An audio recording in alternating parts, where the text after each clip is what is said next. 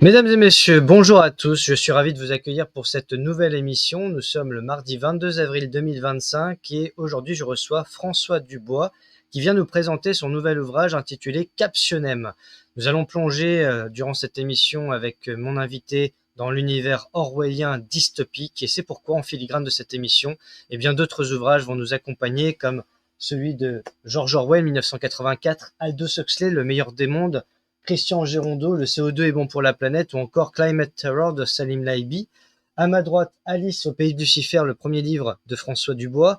À côté des deux ouvrages de Claire Sévrac et Sylvie Simon, La coupe est pleine, ainsi que La guerre secrète contre les peuples. En dessous, Philippe Aymar, Enquête sur un virus. Et enfin, Le nouveau mal français de Sophie Coignard. À titre personnel, je rappelle que je n'ai aucun lien d'intérêt avec François Dubois, étant apartisan et asyndical, sachant que je n'appartiens à aucune corporation quelconque, donc je ne suis pas franc-maçon, ni membre du Rotary Club, Lions Club ou de quelque réseau que ce soit. Mon casier judiciaire est vierge, je ne suis pas suicidaire et je rappelle que mon invité est entièrement responsable de ses propos et de ses actions. Merci de mettre un pouce, de partager l'émission et de vous abonner à la chaîne, sachant qu'on approche progressivement des 50 000 abonnés, donc un immense merci, une immense gratitude pour votre présence au quotidien et votre fidélité, et je vous dis à tout de suite.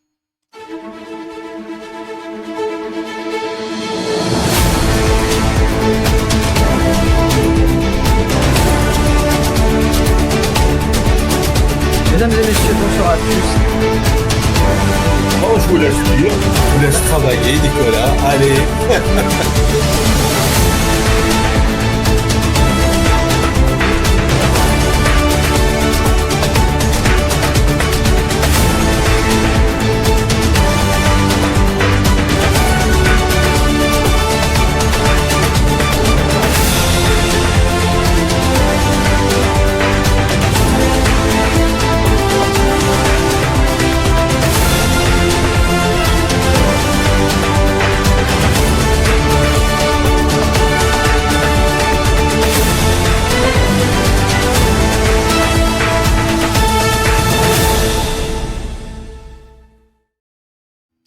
Bonjour François. Bonjour Nicolas, merci de me recevoir. Je t'en prie, merci à toi d'être présent. Alors, nous ne sommes pas en direct comme une soirée habituelle, puisqu'étant donné ton agenda chargé, pire qu'un ministre de la Macronie, on a fait le choix du plan B, c'est-à-dire un enregistrement. Donc, nous sommes actuellement le mardi 22 avril, il est 14h50 et donc on fait cette émission un petit peu en décalage. Néanmoins, aujourd'hui, je te reçois pour cet excellent ouvrage intitulé Captionnem, une cité, une technologie, un totalitarisme. Avant de parler de l'ouvrage, comme c'est ta deuxième fois seulement dans cette émission sur cette chaîne YouTube, peux-tu, pour nos auditeurs, retracer tes liens d'intérêt potentiels, savoir si tu fais partie d'une association, d'une loge maçonnique ou autre, et ensuite on passe au livre.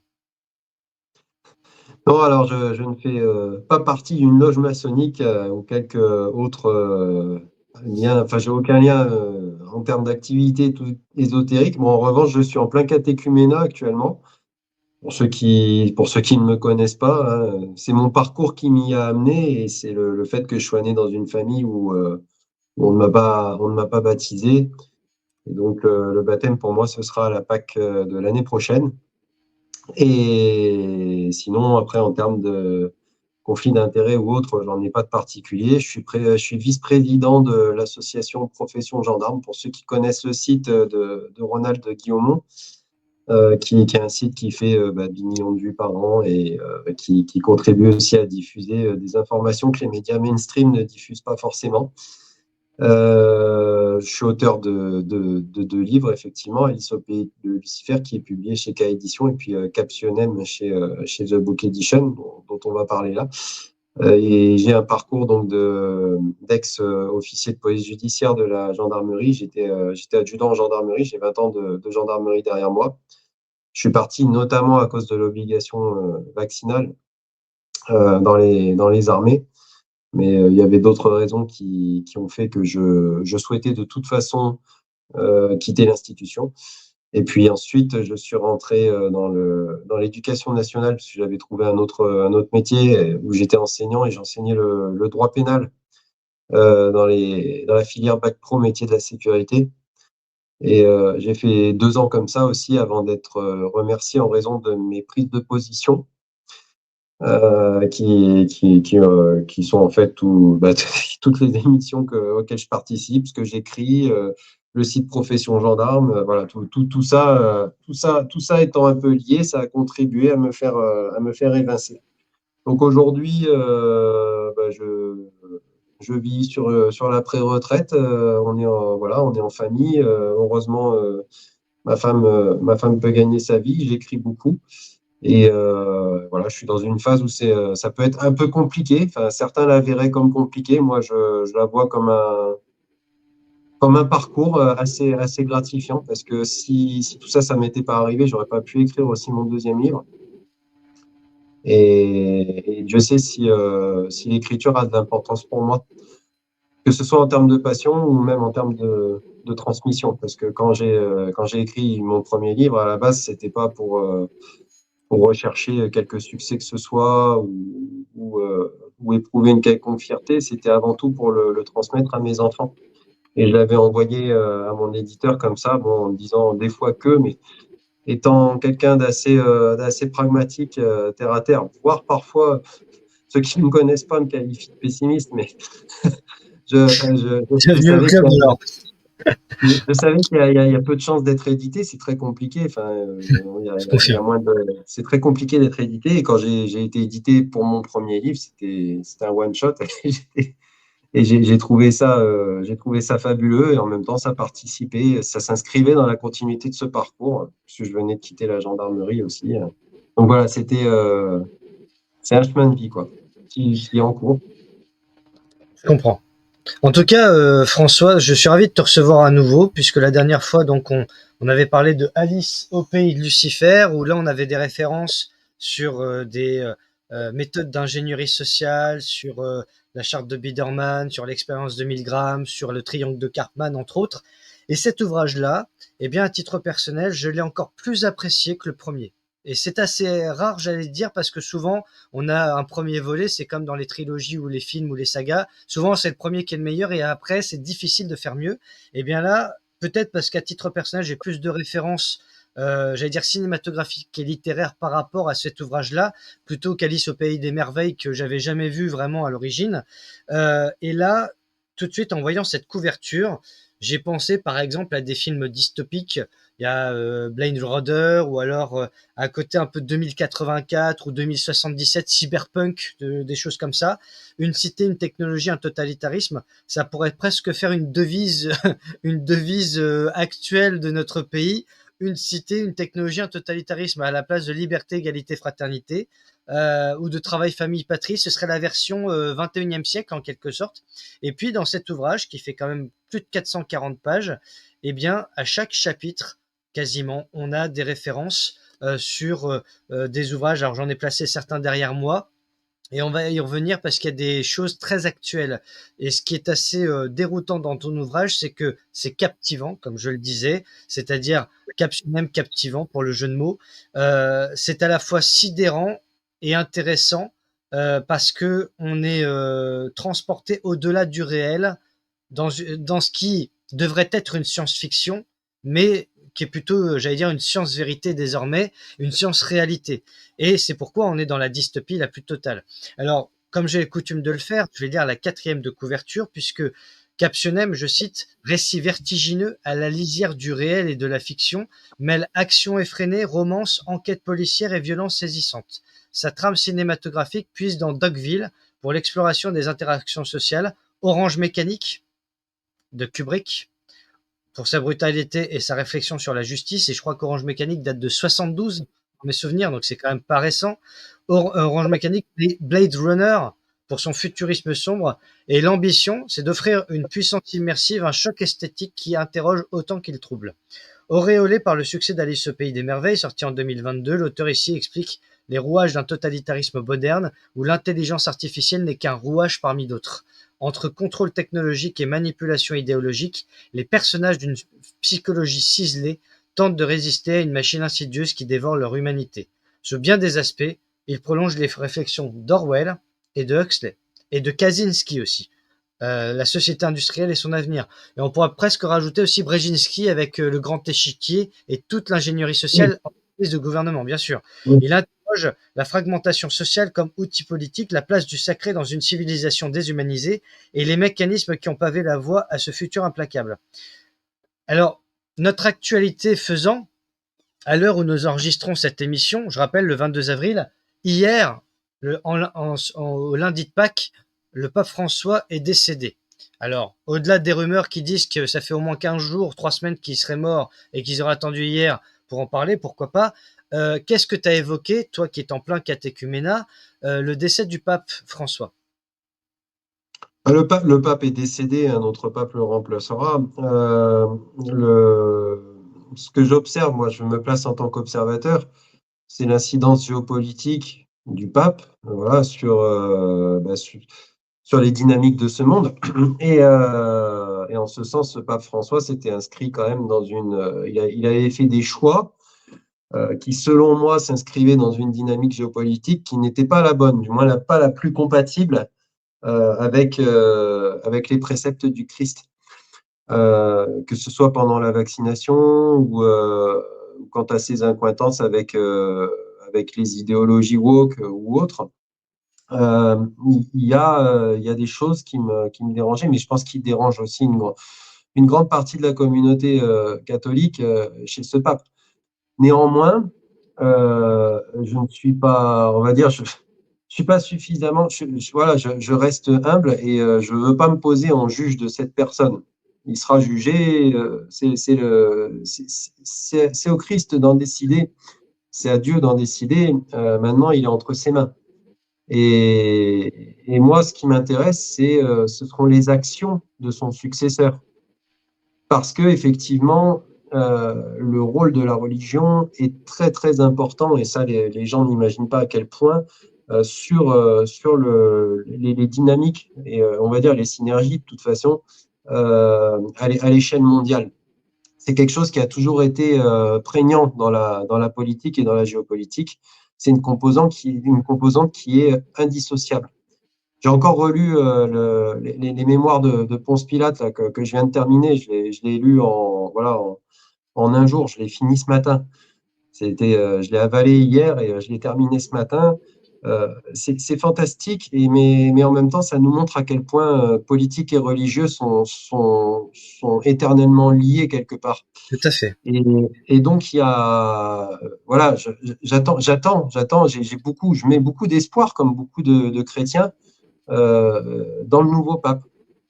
Alors, on verra après, hein, On verra on qui c'est, verra, oui, bien sûr. on verra. Et toi, tu as lu les mémoires de Mons Pilate et hier, je me suis fait le film Conclave, puisque j'en ai entendu beaucoup parler, avec Ralph Fiennes notamment, qui est excellent dans son rôle et qui montre bien comment se passe en coulisses l'élection du nouveau pape et aussi comme disait De Gaulle, la stratégie des boules puantes pour écarter un pape ou pour en mettre un autre en avant, etc. J'allais dire un petit peu les mœurs du Vatican. C'est un film que je recommande, hein, Conclave, très intéressant. Alors pour revenir sur ton ouvrage, eh bien, dès la première page, et forcément ça interroge, pourquoi captionem? Qu'est-ce que ça signifie également? Donc on revient au latin.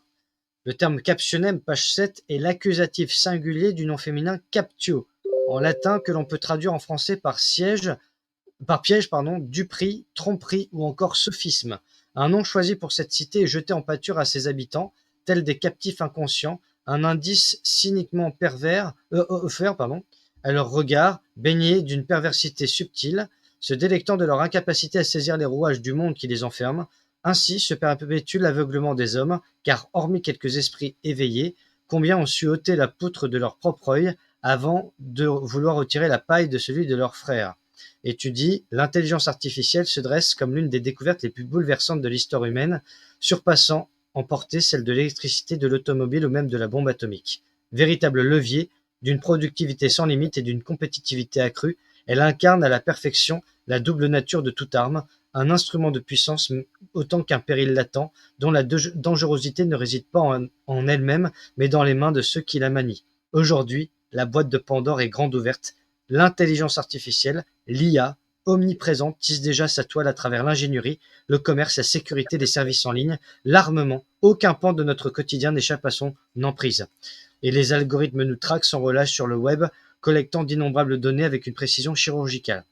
Je m'arrête là, mais je pourrais continuer des heures parce que c'est un sujet, j'allais dire, plus que d'actualité, qui envahit notre quotidien.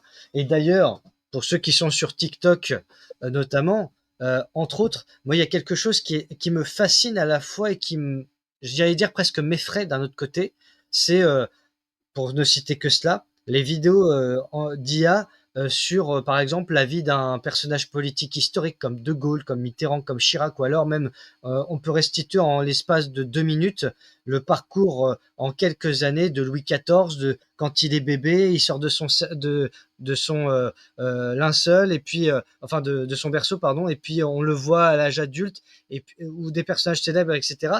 Et c'est vrai que c'est assez fascinant d'un côté parce qu'on voit qu'il n'y a aucune limite à la créativité, mais dans le même temps, on se dit, c'est un danger qu'il n'y ait aucune limite parce que l'être humain, que va-t-il rester par rapport à cela? Et toi, quand tu as écrit Captionem, j'allais dire, dans quel état d'esprit, quel a été ton déclic ou ton moteur? Parce que c'est pas tout à fait un livre similaire à Alice au pays de Lucifer, on est dans un autre cadre cette fois. Est-ce que c'est suite au cinéma, suite à des livres que tu as lus, ou suite à l'actualité, ou un mélange des trois qui t'ont motivé pour écrire ce livre? C'est clairement un mélange des trois. Alors déjà, il y a une grosse motivation en plus qui vient s'ajouter à tout ça, c'était la volonté de faire un roman, et un pur roman. Et pourquoi? C'était à la fois pour le rendre accessible à tous, parce que parfois un essai, ça peut paraître un peu élitiste, un peu pompeux, un peu technique aussi, des fois trop technique même. Et du coup, ça se réserve à une certaine forme de lectorat, alors que le roman est plus large, et il frappe beaucoup plus large en fait, le roman. Et la deuxième chose, c'est qu'à travers le roman, je pouvais ajouter de l'interaction humaine au concept. Donc, je pouvais à la fois développer les concepts en les rendant tangibles, parce que derrière, il y a une histoire, et puis c'est rapporté à des hommes, et en même temps, je pouvais montrer non seulement une société, un modèle de société, mais comment interagissent aussi certains profils dans cette société. Et c'est ça qui est intéressant, parce que c'est ça qui nous frappe le plus au quotidien finalement, c'est et les sociétés qu'on produit et les interactions qu'elles génèrent. Et donc, et en ce sens d'ailleurs, le roman est très impactant, parce que le lecteur se retrouve, on va dire, en immersion à travers le personnage principal, mais il côtoie justement tout un panel d'individus, et il peut comme ça se rappeler aussi, des fois ça peut lui évoquer certaines personnes. Ah bah tiens, lui je le connais, il aurait tendance à réagir comme ça, alors que l'autre il réagirait comme ça. C'est pour ça qu'on parlait de Dogville tout à l'heure au niveau des interactions. C'est un film qui est super au niveau des interactions sociales, et c'est vrai que je m'en suis un peu inspiré pour comprendre ça, cette dynamique. Et puis il y a une dynamique parfois très violente dans les rapports dans le livre entre les hommes. Et puis, effectivement, il y avait cette volonté d'expliquer des concepts, et d'utiliser la puissance du roman pour les rendre, on va dire, universels, et compris de tous. C'est mieux que de développer une idée comme ça de façon purement conceptuelle. Et d'ailleurs, quand on regarde les gens, quand ils font référence à un événement, à un type de société, à la tournure que prend notre société, souvent ils citent des romans plus que des essais. Mmh, Euh, bien sûr. et on a tendance à dire, il y a même certains romans qui ont généré leur propre vocabulaire, quoi. Quand on dit c'est orwellien maintenant pour Tout à décrire fait. quelque chose, c'est parce qu'on fait référence souvent à 1984. Et là, j'ai Oui. voulu faire une super synthèse d'une société totalitaire telle qu'on pouvait la produire actuellement. C'est-à-dire que je pense qu'à l'heure actuelle, les romans comme 1984, Le meilleur des mondes, font office de référence, mais ont aussi vieilli quelque part. Et parce qu'il y a eu tellement de progrès, entre guillemets, si on peut appeler ça du progrès, parce que c'est contre-productif d'un point de vue humain, mais dans l'ingénierie sociale, dans l'utilisation aussi des technologies dans des buts de gouvernance, et aussi dans les capacités technologiques en elles-mêmes, que on pouvait réellement réfléchir à un nouveau modèle. C'est ce que j'ai fait, donc un totalitarisme 2.0 et Ouais. un nouveau type de société qu'est la société néocollectiviste de Captionem.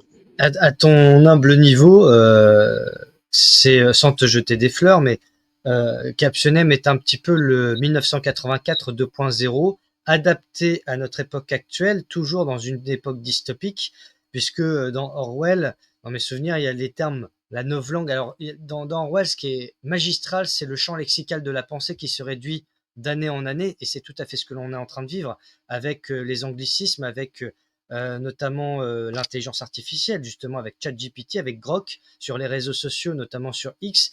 On n'a presque pas une publication, notamment grand public, sur des pages suivies par des centaines de milliers de personnes, voire des millions, où il n'y a pas un ou deux internautes qui disent Grok, est-ce que ce qu'un tel a dit est vrai, etc. C'est-à-dire que les gens, enfin que certains n'utilisent même plus leur cerveau, si tant est ils en ont un. Et c'est pas pour être méprisant, mais c'est parfois le problème, c'est quand on regarde le profil de ces personnes et puis ils sont à l'image un petit peu de leur profil, c'est-à-dire que un ou deux trucs, un passe-temps, et puis ça s'arrête là. Il n'y a pas de, il y a pas d'argumentaire, il y a rien, il y a que des retweets des uns et des autres. Il n'y a pas de créativité personnelle.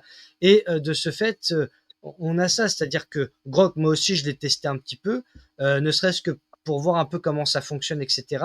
Mais après, j'allais dire, c'est très dangereux, encore une fois, parce que ça veut dire que l'humain, aujourd'hui, pour beaucoup, est capable et en fait est incité à la paresse intellectuelle notamment pour laisser une machine penser à sa place, sans compter Oui, que ça. voilà, qui a créé ces machines? Ce sont bien C'est des ce humains.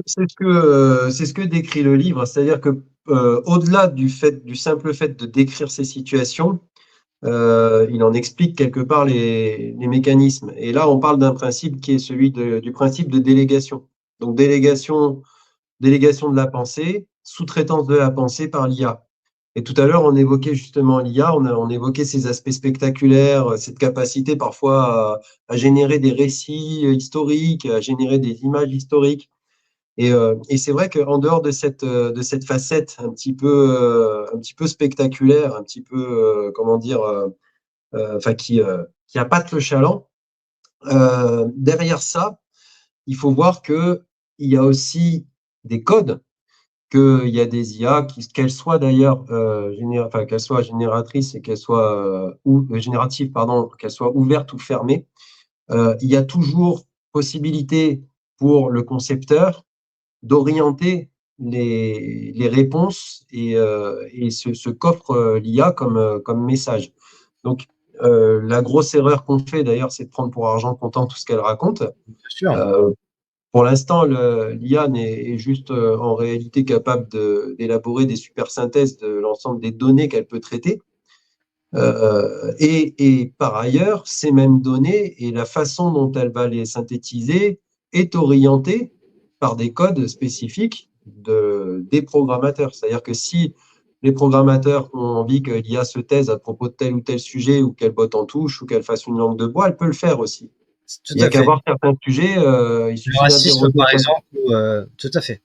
Exactement. Dès qu'on soulève des problèmes qui sont de l'ordre du… Justement, et c'est là qu'on voit que l'IA ne pense pas. C'est-à-dire que dès qu'on rentre dans le logos et qu'on aborde une thématique en y mettant un raisonnement et en disant, par exemple, tiens, explique-moi pourquoi il y a une géométrie variable dans tel concept. Pourquoi, par exemple, on n'est plus permissif avec telle communauté et on l'est moins avec une autre. Aux yeux de la loi, en mettant, par exemple, des choses très objectives. Pourquoi il existe des textes de loi dans le code pénal spécifique à ça et pourquoi. Et très vite, on peut se retrouver dans une conversation où les algorithmes vont nous dire je ne suis plus habilité à répondre et tout ça. Voilà. Pourquoi? Parce qu'il n'y a pas de liberté absolue derrière l'IA. C'est ça le plus grand danger quelque part. En dehors du fait qu'il existe des IA génératives, des IA spécifiques et de l'utilisation qu'on en fait, quoi qu'il en soit, ces outils sont des super outils. Mais ce qui est dangereux derrière, c'est le modèle de société qui va produire ces outils et qui va s'en servir.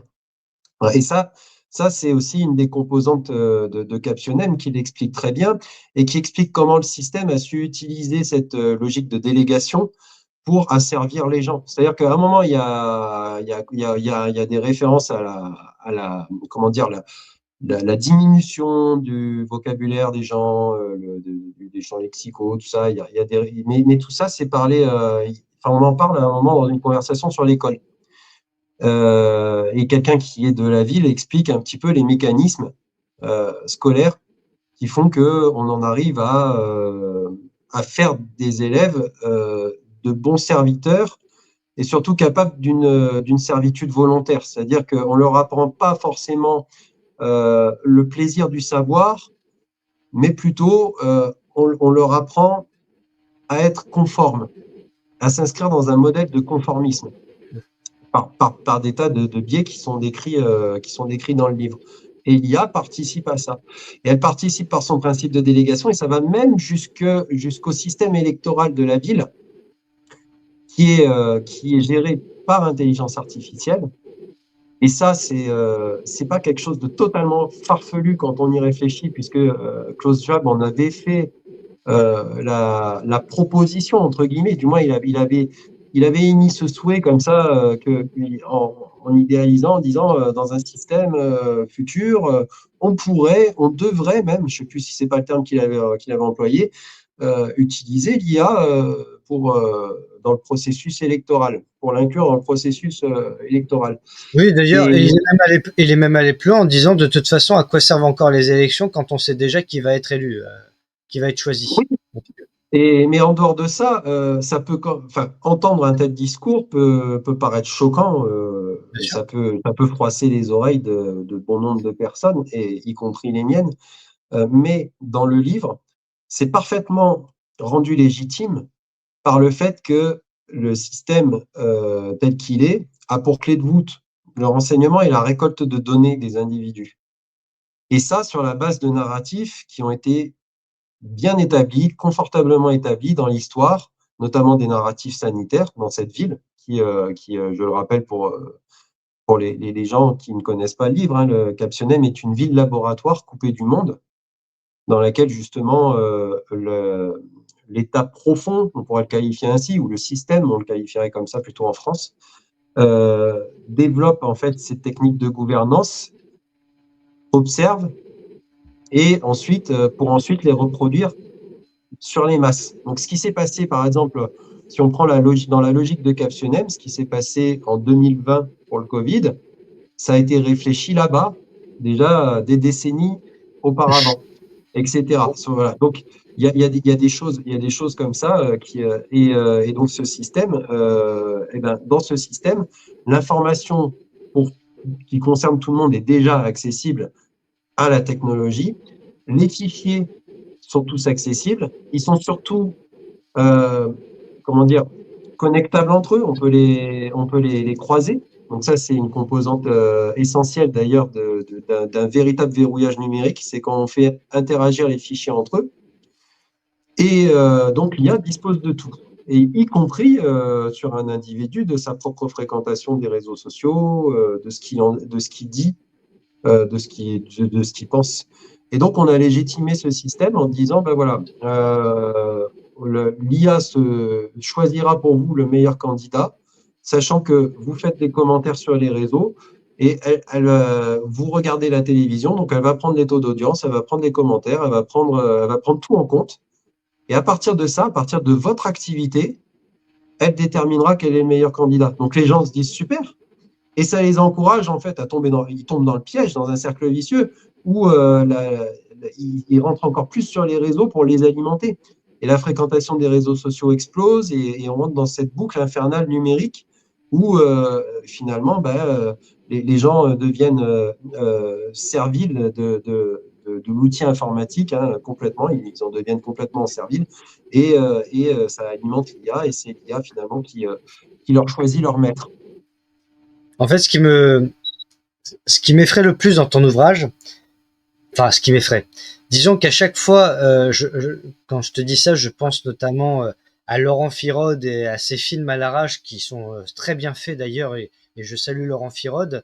Quand il fait des petites captures, des petites scénettes comme ça, humoristiques sur le wokisme, etc. Le problème, c'est que à chaque fois, je dis maintenant, ne leur donnez pas des idées, parce qu'on se demande si nos politiciens vont pas puiser dans les sketchs ou dans les ouvrages dystopiques pour nous imposer ce nouveau mode de société. C'est que à chaque fois, on se dit, ah, c'est de l'humour, etc. Sauf que, j'allais dire, il y a 30 ans déjà, les inconnus faisaient de l'humour sur pas mal de choses et ils ont été dépassés totalement par le réel, que ce soit sur la liberté d'expression, que ce soit sur le communautarisme ou que ce soit sur autre chose. Et c'est vrai que quand je lis page 21, le principe des crédits, je pense à cette fameuse scène, à ce fameux épisode de Black Mirror, c'est l'épisode 1 de la saison 3 sur le crédit social, où on est noté sur 5 pour prendre l'avion, on doit avoir 4 sur 5. Si on a 2,5, on peut pas prendre l'avion. Et ça existe vraiment en Chine, hein. Notamment un journaliste qui avait enquêté sur la corruption du gouvernement chinois. Lui, il est à 0, donc il n'a pas le droit d'habiter, d'avoir un loyer, d'avoir une location quelque part. Pour trouver du travail, il est cuit. Enfin, c'est réduire pire qu'à l'état d'esclave, à l'état de SDF imposé, tout cela. Et donc ça, page 21, tu nous racontes avec le personnage de Jude, qui est un homme solitaire perdu dans les méandres de la bureaucratie et des formalités administratives. Ses yeux fatigués scrutaient les écrans de surveillance, tandis que sa main caressait machinalement le badge accroché à son cou. Ce dernier, usé par les affres du temps, pendait à sa poitrine comme un fardeau invisible. Agence de surveillance de l'extrême bordure. Un titre qui sonnait important, mais qui se traduisait par des heures passées, à observer mécaniquement une frontière déserte, un mur inerte. Parfois, quelques enquêtes venaient pimenter son quotidien, mais rien de plus. Un rôle qu'il remplissait sans passion ni dévouement, mais avec une précision méthodique. Aussi ingrate que cette tâche pût paraître, elle n'en demeurait pas moins responsabilisante aux yeux de Jude, dont la mission était d'une importance capitale pour la survie des habitants de Cap-Sionem. Au-delà d'une monotonie évidente et d'une absence de stimulation intellectuelle qui rendait toute description de sa journée stérile, Jude jouissait cependant d'une reconnaissance sociale incontestable et valorisante. Son statut lui octroyait un pouvoir et une influence considérable au sein de cette société qui avait placé son destin entre les mains de ses agents exceptionnels. Il éprouvait une fierté légitime à l'égard du nombre de crédits qu'il incarnait.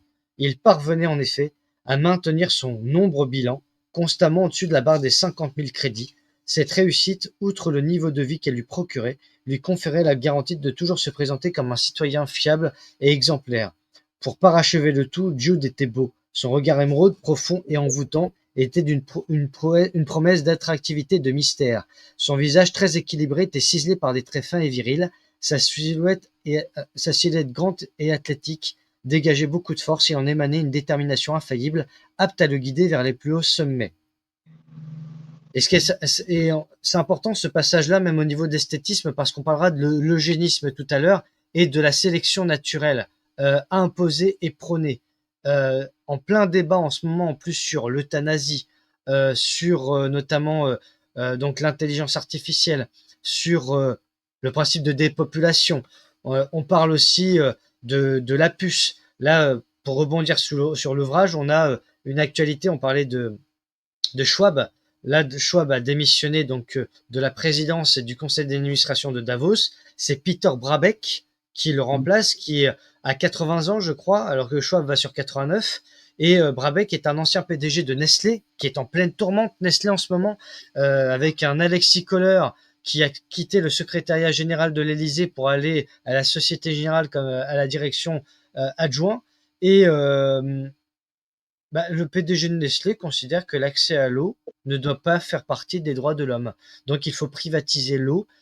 C'est très contrastant par rapport à l'émission que j'ai pu faire avec Jean-Philippe Carrère, consacrée à Louis-Claude Vincent, qui lui voulait nationaliser les eaux minérales, les eaux naturelles, en Bretagne notamment, et dans le Puy-de-Dôme. Il parlait de la Volvic, entre autres. Mais voilà, donc on a à la fois, j'allais dire, ce roman, ce roman dystopique, presque une science-fiction, et puis cette actualité qui dépasse la fiction, avec notamment les nouveaux radars qui sont installés dans certaines grandes villes, qui en un flash vont pouvoir tout savoir sur toi, si tu as la ceinture, si tu n'as pas le portable au volant, si tu roules pas à 10 km/h de plus ou pas, limite si ta voiture elle est elle n'est pas trop polluante, ça va être le matricule de la voiture et du conducteur en un flash. Voilà. Donc, qu'est-ce que ça dit sur notre époque finalement? Il y a même d'ailleurs des nouveaux radars qui vont être expérimentés pour détecter les comportements suspects en cas d'alcoolémie au volant. Et là, Je dis ça parce que eux, ils utilisent justement une IA spécifique pour travailler là-dessus. Quoi qu'il en soit, tout ça, ça converge vraiment avec ce qui est écrit dans le livre. Et c'est ce qui est le plus troublant d'ailleurs dans le livre, c'est ce sentiment d'être toujours à la fois très… Quand on lit le livre, on a l'impression que la société de Captionem ressemble énormément à la nôtre.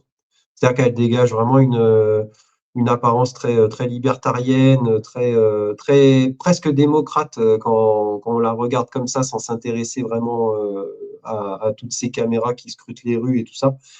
Et tout en développant la forme de totalitarisme la pire qui soit envisageable, c'est-à-dire le totalitarisme totalement invisibilisé par le verrouillage numérique, que ce soit par l'intermédiaire de la monnaie, comme on disait tout à l'heure, avec la notion de crédit. C'est-à-dire qu'il n'y a même plus de nom à la monnaie. C'est des crédits ou des chiffres. On parle souvent en crédit ou en chiffres, mais on ne donne plus de nom. Et parce que la monnaie n'a plus besoin de rentrer dans son rôle d'identification et de confiance, elle est devenue simplement un vecteur d'évaluation et de capacité de pouvoir d'achat, tout simplement. Et aujourd'hui, oui, dans cette ville-là, celui qui a le chiffre le plus élevé, ça lui garantit finalement la vie la plus confortable, la vie matérielle la plus confortable. Et c'est une ville dans laquelle on fait une confusion totale entre la liberté et la liberté de consommer. Comme on l'a fait, nous, nous, c'est un nous général, parce qu'on n'en fait pas partie. Et je pense que beaucoup de gens qui nous écoutent n'en font pas partie.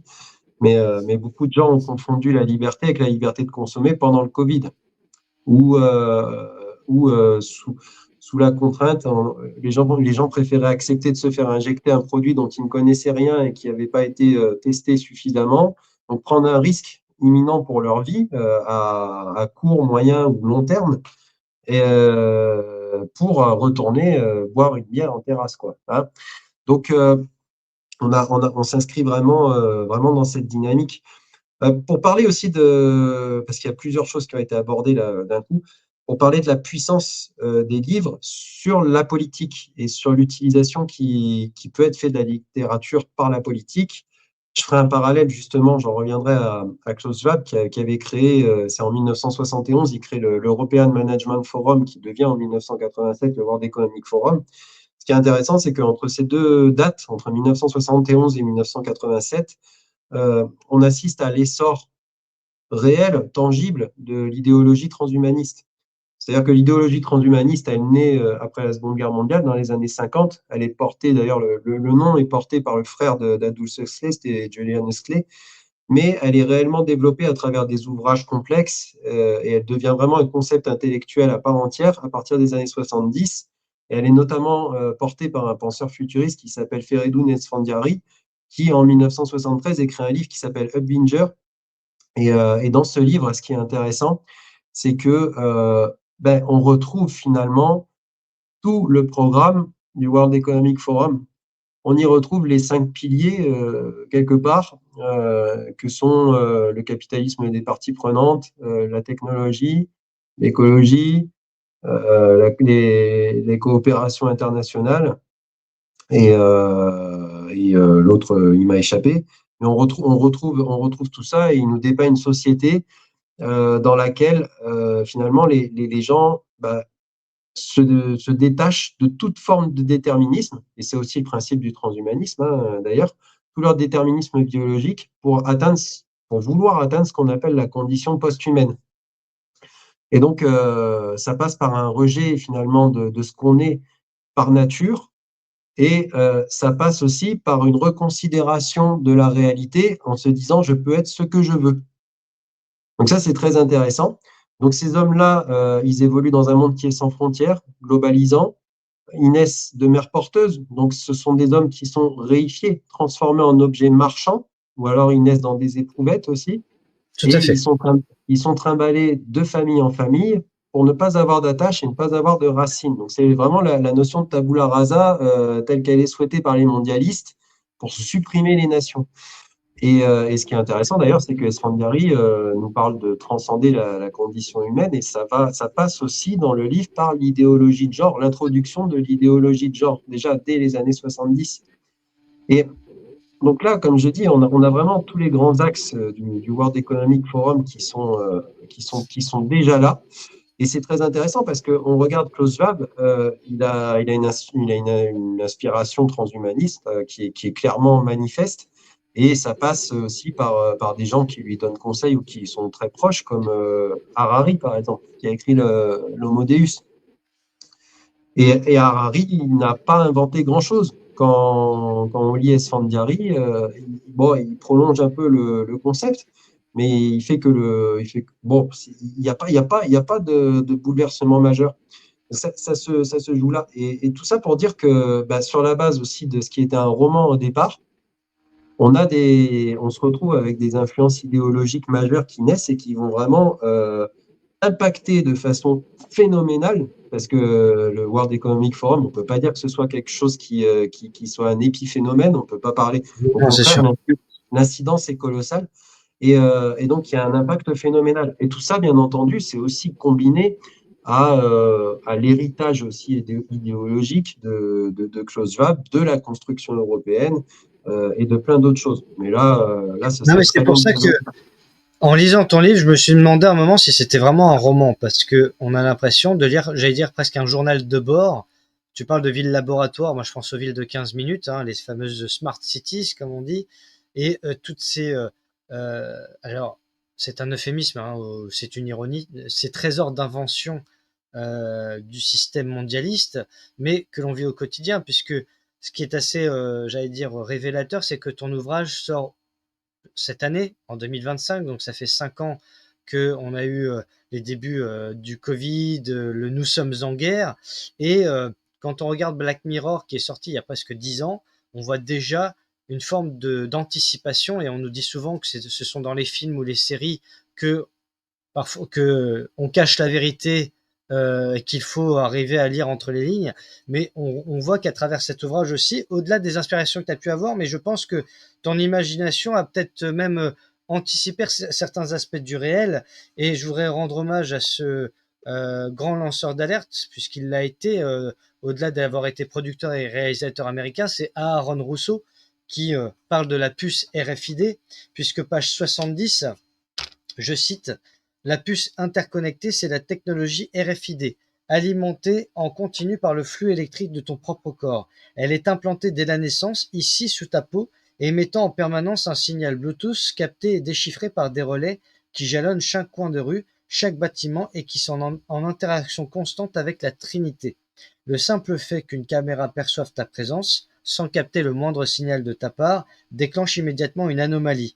Un centre de supervision est constamment alerté en temps réel et crois-moi, chaque centimètre carré de Captionem est scruté par des caméras. Sans cette surveillance continue, l'interconnexion des systèmes serait vulnérable. La puce, elle, fait partie de toi. La perdre, c'est disparaître du système. Et je peux t'assurer que sortir du système, c'est déjà mourir physiquement. Sans elle, tu n'es plus un citoyen. Tu deviens une anomalie.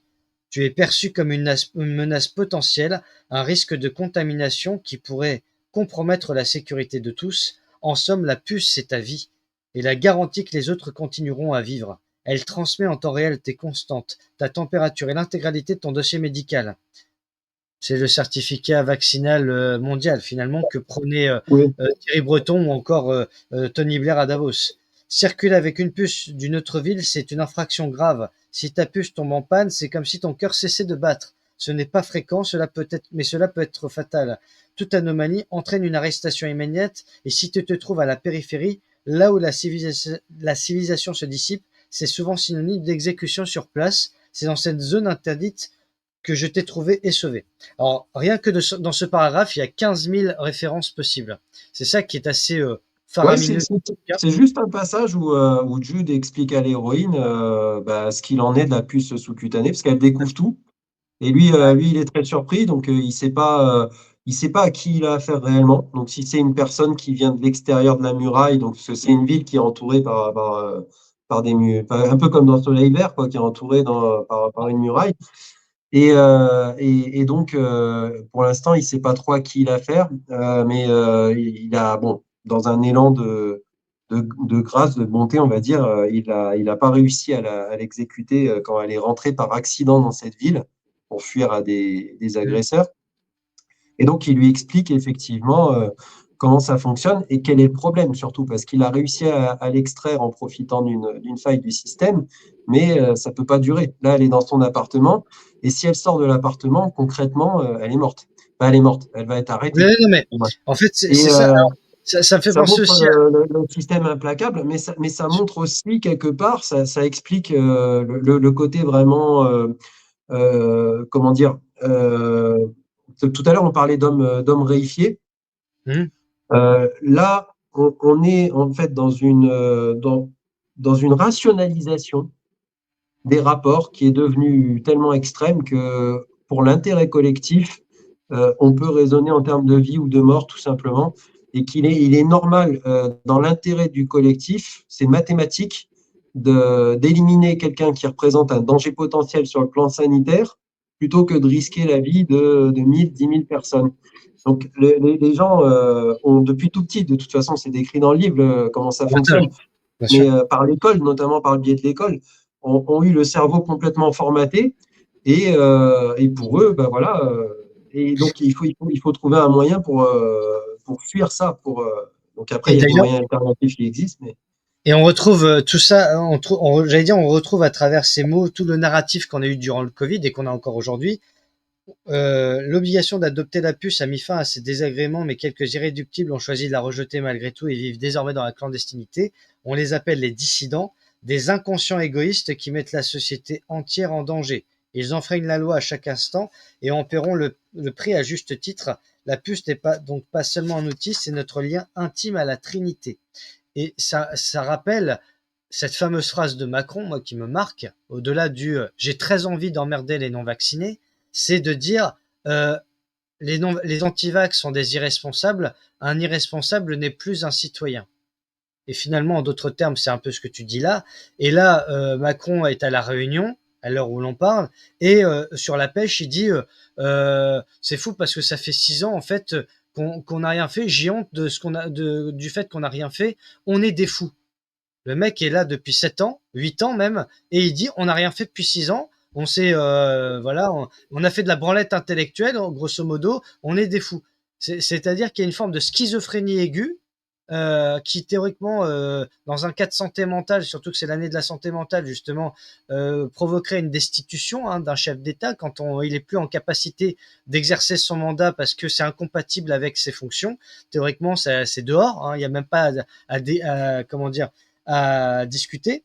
Mais à partir de là, au-delà de ce que disait Aaron Rousseau, et je rappelle que cette vidéo est sur Odyssée, vous tapez Aaron Rousseau puce RFID 2007, c'est sa dernière interview avant de mourir quelques jours plus tard, où il dit que c'est Rockefeller qui lui parle déjà de la puce, et de cet entretien qui dure 1 heure et demie, à peu près 2 heures, il parle du 11 septembre et du fait que les Rockefeller savaient déjà depuis longtemps qu'il y allait avoir un 11 septembre, et il riait cyniquement, donc tout ça orchestré. Et encore une fois, comme disait Claire Sévrac, ne leur pardonnez pas. Ils savent ce qu'ils font. Ils savent, et en plus, ils en jouissent. Il y a une forme de perversion, de sadisme et de machiavélisme. Et on a un président de la République, je le rappelle, qui a comme référence Machiavel et Mao. Il a dit, je suis maoïste. Donc, quand on sait ce qu'a fait Mao, voilà. Et là, on a une forme de Mao 2.0, de communisme 2.0, où chaque pan de notre vie, jusqu'à l'intime le plus profond, et ça a été avec le masque, ça a été avec le nombre de personnes à table, 6 au lieu de 7, et le chiffre 6, ça fait penser aussi à pas mal de choses, montre bien que Captionem, finalement, c'est ce qu'on a vécu pendant le Covid, avec les auto-attestations pour s'autoriser à sortir de chez soi. Et ce que tu dis là, il y a le modèle chinois, c'est-à-dire que les Chinois n'avaient pas le droit de sortir de leur maison, on leur mettait leur panier repas devant la maison, on les désinfectait avec des jets géants, limite ils sortaient avec des scaphandres ou des choses comme ça. Est-ce que tu penses qu'après ce qu'on a vécu depuis 5 ans, le pire peut encore arriver? Oui, bien sûr. Là-dessus, historiquement, de toute façon, c'est avéré. Pour obtenir ce qu'on veut des masses, il suffit de créer un effet de choc et un effet de sidération qui va générer de la peur. À partir de là, en général, on arrive à faire bouger les masses de façon convaincante. Par ailleurs, dans le récit, dans le passage qu'on cite, qui a été cité, qui est, c'est vrai, et très finalement, même si c'est juste un petit dialogue comme ça, il est assez dense. Euh, il y a une approche qui nous montre autre chose aussi, c'est que quelque part, il y a la volonté de la gouvernance, ce qui est une chose, mais il y a aussi une forme d'horizontalisation des conflits, tel qu'on l'a vécu d'ailleurs pendant le Covid. C'est-à-dire que l'ingénierie sociale qui est mise en place dans Captionem, et les processus sont décrits, hein, fait en sorte que les gens obtempèrent, et plus qu'obtempèrent, ils fassent la police eux-mêmes, quelque part. Hein. Il y a une forme d'autorégulation qui s'est fait et qui se produit comme elle s'est produite pendant le Covid. Et dans les propos, dans cette espèce de rationalité froide, dans ce côté finalement mécanique et implacable du système, on retrouve, moi en tout cas, je ressens la même frustration quelque part que celle que j'ai ressentie face aux gens qui étaient pro-vaccin euh, pendant le Covid et qui ont eu des propos d'une violence inouïe, sans même accepter de considérer une seule seconde qu'on était en train de remettre en question de façon grave et drastique nos droits fondamentaux.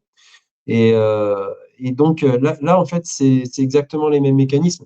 Les gens qui deviennent dissidents dans Captionem sont des gens qui ont conscience de la perte de leur liberté et des mécanismes qui les conduisent à cela.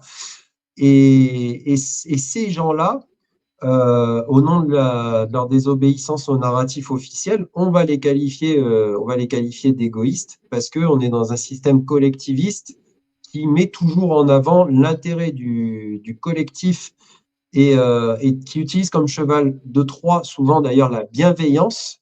Et là, c'est un principe de psychologie qui est attribué aussi à l'ingénierie sociale, qui est bien connu, c'est celui du triangle de Karpman. C'est-à-dire Tout à fait. on a un agresseur un oppresseur qui se présente en réalité comme un sauveteur. Donc c'est un triangle. Il y a le sauveteur, l'oppresseur et la victime. Et on a des changements de position qui s'opèrent justement de façon à troubler les pistes. Et on a donc cet oppresseur qui se fait passer pour le sauveteur et qui transforme ses victimes en oppresseurs. Donc l'horizontalisation du conflit. C'est très difficile quand on reste cohérent et qu'on est une victime du début à la fin de rester victime dans le triangle de Karpman sans en subir les pots cassés. C'est ce qu'on a vécu pendant le Covid pour ceux qui n'ont pas Bien sûr. adhéré. Et là, c'est ce qui se passe aussi dans cette cité, à une autre échelle, bien entendu, parce que ça va bien au-delà. Quant au système lui-même, c'est ce que je qualifie de néo-collectivisme. Il peut s'apparenter à du communisme. D'ailleurs, à un moment, je le dis, mais en réalité, c'est bien plus pervers que ça. C'est un système qui est une forme de. Souvent, il y a un moment, je parle de trinité dialectique, c'est-à-dire que j'expose tous les principes totalitaires dont il a su historiquement s'inspirer et en faire une synthèse.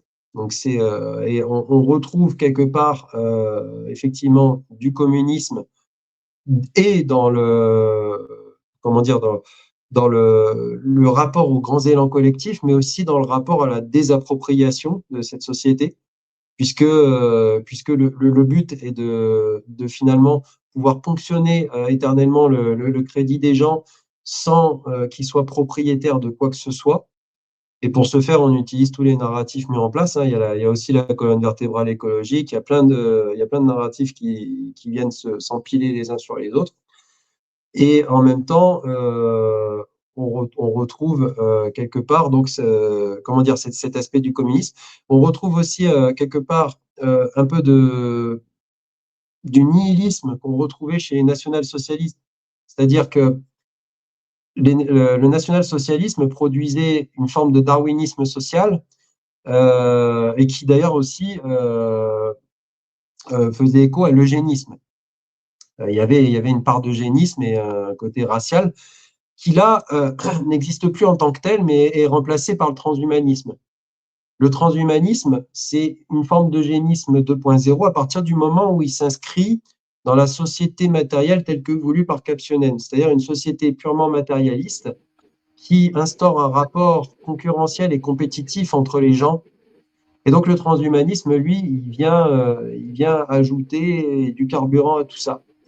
il vient au point d'avoir un monde finalement qui est semblable à celui que nous décrit un peu le docteur Alexandre, hein, dans lequel il peut y avoir des gens qui participent à cette dynamique et qui seront homo deus, et puis Et ceux qui n'y participent pas seront les inutiles. d'ailleurs, Donc maintenant, Laurent Alexandre a comme modèle Harari, c'est pas un hasard. Hein. c'est pas un hasard, voilà. On en revient à ce qu'on disait tout à l'heure. Et là-dedans, il y a quelque chose d'extrêmement effrayant, et on retrouve aussi cette froideur et cette rationalisation complètement déshumanisée dont je faisais référence tout à l'heure. Et puis, dans cette société, il y a aussi un côté qui ressemble au totalitarisme tel qu'il a pu exister dans les sociétés fascistes et dans le fascisme italien notamment. Et ça, c'est par le côté, c'est par cette capacité à produire un modèle totalitaire qui est capable à la fois euh, d'expansion, tout comme aussi d'être autonome. Et en même temps, d'une autre façon, dans les descriptions, il y a une forme d'instrumentalisation, alors que là, on ne décrit pas forcément trop dans le livre, bien que Grasse, des fois, raconte ce qui se passe dans notre propre monde. Mais si je prends l'exemple des antifas actuellement, ce sont les fascistes d'aujourd'hui, en réalité. C'est-à-dire qu'on s'inscrit dans une dynamique d'inversion des valeurs. Ah, ils en ont les méthodes. Ils en ont les méthodes dès lors qu'on essaie L'antifascisme d'aujourd'hui a toutes les méthodes et l'apparence, c'est-à-dire que ce sont en quelque sorte des milices armées, puisqu'ils le sont. Ils sont habillés de façon homogène, ils revendiquent une idéologie bien précise et ils utilisent des méthodes violentes. Donc, quand ils interviennent, c'est pour se battre, pour créer du désordre au sein des mouvements sociaux ou autres. Et ça, c'est une instrumentalisation qui en réalité est politique, puisque ce sont des gens qui sont pilotés de l'intérieur. Donc, on retrouve un petit peu tout ce système est une super synthèse quelque part. Et tout ça, ça s'anime autour d'une dialectique assez hégélienne parce que on a tous ces totalitarismes qui forment, enfin, tous ces expériences totalitaires historiques qui ont servi à former un super totalitarisme qui combine tout ça.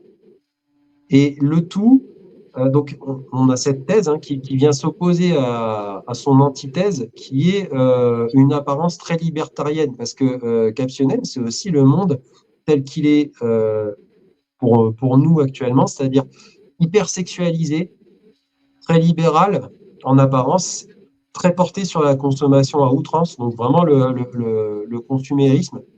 Et d'ailleurs, la plupart des activités des gens se résument à ça, c'est-à-dire qu'en dehors de ça, à part faire des magasins ou autres, il n'existe pas trop d'alternatives. Et donc, on est vraiment dans cette société et on a donc cette antithèse, enfin, thèse-antithèse comme ça qui viennent se confronter pour former une espèce de néosynthèse.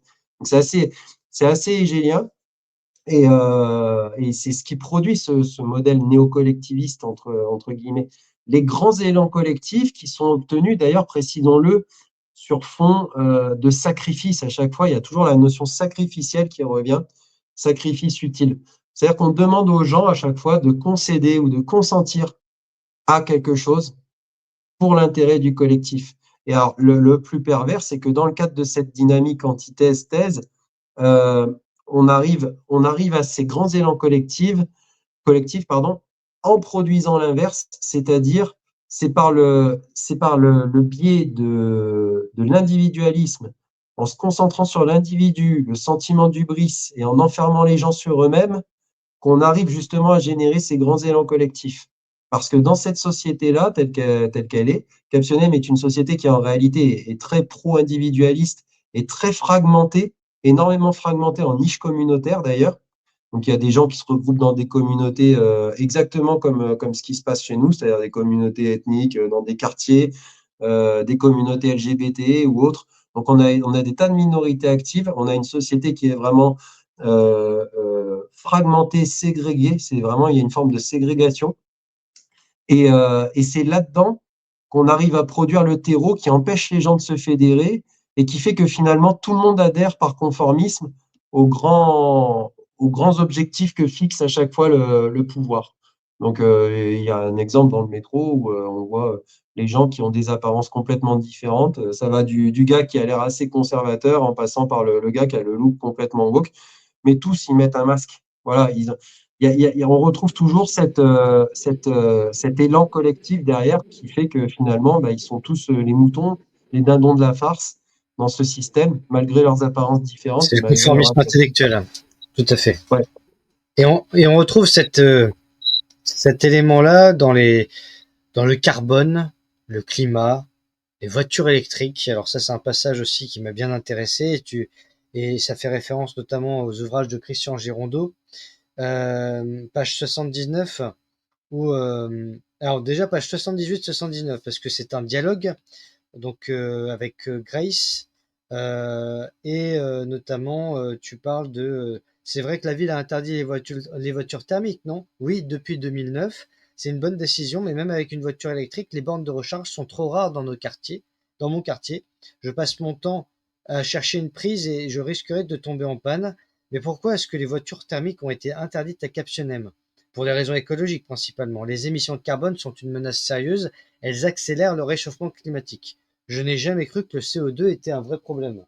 Le CO2 est bon pour la planète. Elle restait sceptique face aux discours alarmistes du GIEC, malgré leur omniprésence dans les débats publics. Les conflits d'intérêts de cette organisation la laissaient dubitative. Ce n'était pas une question de croyance. Grace se considérait trop cartésienne pour ça. Son esprit rationnel exigeait des preuves solides. Mais pour elle, aucune démonstration irréfutable n'avait prouvé que les 0,04% de CO2 dans l'atmosphère affectaient directement le réchauffement climatique global. Cette absence de certitude la perturbait. Comment justifier des politiques aussi drastiques, aux lourdes conséquences économiques et sociales, basées sur une hypothèse encore débattue dans la communauté scientifique, mais rarement relayée en dehors des médias subventionnés? Pourquoi cette urgence, si ce n'était pour les intérêts autres que la vérité scientifique? Comment ça? Jude fronça les sourcils. Les voitures électriques, c'est presque une escroquerie écologique, répondit-elle avec conviction. Leurs batteries sont lourdes, polluantes, inflammables, et l'extraction des minerais nécessaires est un véritable désastre, tant pour l'environnement que pour les conditions humaines. Une voiture électrique est en moyenne presque 2 fois plus lourde qu'une thermique à gamme égale. Tu te rends compte de tout le matériau supplémentaire? Pour moi, la vraie raison derrière tout ça, c'est l'émancipation des pays producteurs de pétrole, un changement de paradigme. Le CO2, c'est juste un prétexte pour imposer une écologie punitive. On taxe, on culpabilise les gens, mais on ne s'attaque pas au vrai problème. Comme quoi? On nous parle du CO2 parce que c'est facile, mais on oublie les vrais dangers, les perturbateurs endocriniens dans l'eau, les produits cancérigènes dans la nourriture et les objets du quotidien. Pendant ce temps, on est empoisonné parce que nous consommons et pourtant. C'est un point de vue intéressant, mais tu crois vraiment que le CO2 n'a rien à voir avec tout ça? Je ne dis pas que le CO2 n'a aucun impact, mais c'est devenu un moyen de manipuler les gens. Tout le monde en émet, donc tout le monde peut être accusé de polluer. Cela facilite l'imposition de restrictions collectives et de mesures coercitives. C'est un prétexte idéal pour limiter les libertés, selon moi. La boucle est bouclée, c'est ce que tu disais tout à l'heure. Donc on retrouve l'écologie, le climat. Et justement, pour aller à Davos, ils y vont en jet privé. D'ailleurs, ça me rappelle que durant le Covid, il avait été exigé des pilotes non vaccinés pour conduire nos chefs d'État, dirigeants de multinationales du CAC 40 et autres, pour aller dans les fameuses conférences de Davos, que ce soit aussi pour la COP 21, la COP 25, la COP 27 où j'en passe. Et puis, il y a aussi, encore une fois, dans le secret des alcôves, Bilderberg, qui est quand même peut-être encore aujourd'hui ce qui reste encore de plus secret, même s'il y a de plus en plus de fuites, parce que peut-être que l'intelligence artificielle et nos nouvelles technologies auraient cette vertu, c'est qu'elles se retournent contre leurs concepteurs, contre ceux qui la promeuvent, et qu'elles permettent aussi au peuple, j'allais dire aux gens les plus éveillés parmi nous, eh bien d'anticiper aussi tout le machiavélisme qui est en train de se préparer contre les peuples. Encore une fois, Claire Sévrac, elle disait la guerre secrète contre les peuples, mais sauf que cette guerre aujourd'hui n'est plus secrète, elle est ouverte, et ce n'est pas à armes égales, bien entendu, puisque les élites de ce monde ont des moyens que les peuples n'ont pas la possibilité de s'offrir, ou d'avoir tout simplement. Pour autant, peut-être que, encore une fois, la première des guerres, elle est dans l'information et la manière dont elle est distillée, puisque on s'aperçoit que le ministre de la Santé aujourd'hui, ou même dans les dernières conférences mondialistes, qu'est-ce qui aujourd'hui inquiète le plus les élites? C'est la désinformation. Donc peut-être que en faisant tomber les masques, eh bien, ils nous encouragent finalement à redoubler de vigilance et à redoubler le combat sur la vérité et la guerre de l'information. Qu'est-ce que tu en penses? Oui, bah, de toute évidence. Après, ce qui est intéressant dans ce passage, c'est Grasse qui parle de sa conception de la politique du CO2. Et on n'a pas continué, mais à un moment, elle dit de toute façon, cette conversation, justement, elle est futile. Je sais plus quel est le terme exact qui est utilisé, mais pour elle, il y a quelque chose de beaucoup plus important. Et ça, c'est la suite d'ailleurs de la conversation.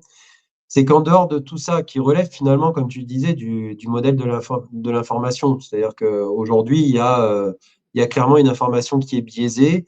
On accorde quasiment 100% de visibilité à tout ce qui ressort du GIEC, tout en occultant volontairement tous les autres modèles contradictoires scientifiques. Et Dieu sait s'il y en a en plus et qui, à mon sens, après les avoir lus, me semble plus crédible d'ailleurs que les avancées du GIEC.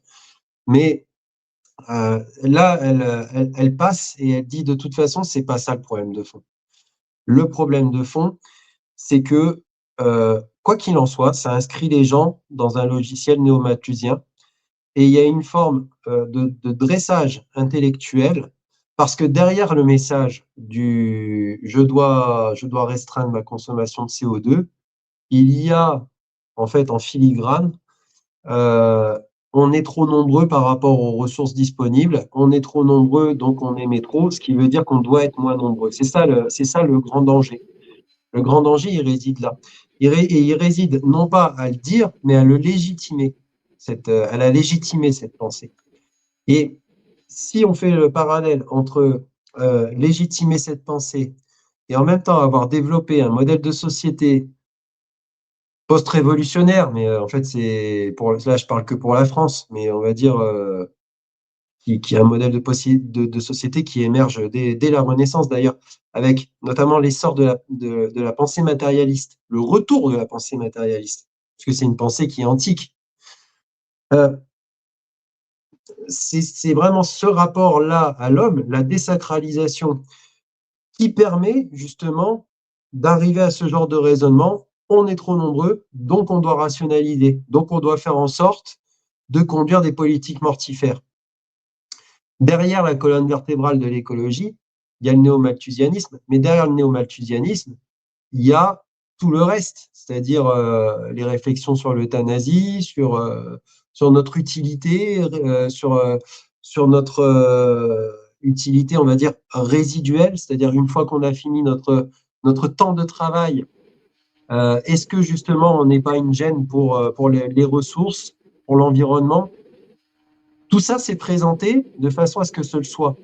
En réalité, c'est pas vrai, les choses sont beaucoup plus complexes. Bien sûr. Mais le monde politique nous présente les choses de la sorte pour nous préparer à ça. C'est-à-dire, très clairement, et c'est pas complotiste de le dire, c'est envisager des réductions de population.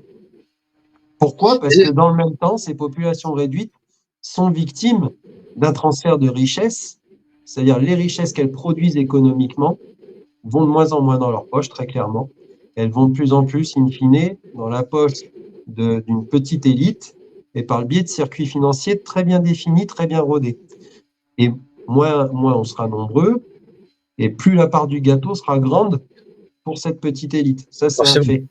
Et si on y ajoute le triptyque technologique, IA, robotique, transhumanisme, à un moment, il va y avoir aussi une absence de nécessité finalement de tous ces gens qui confectionnent le gâteau.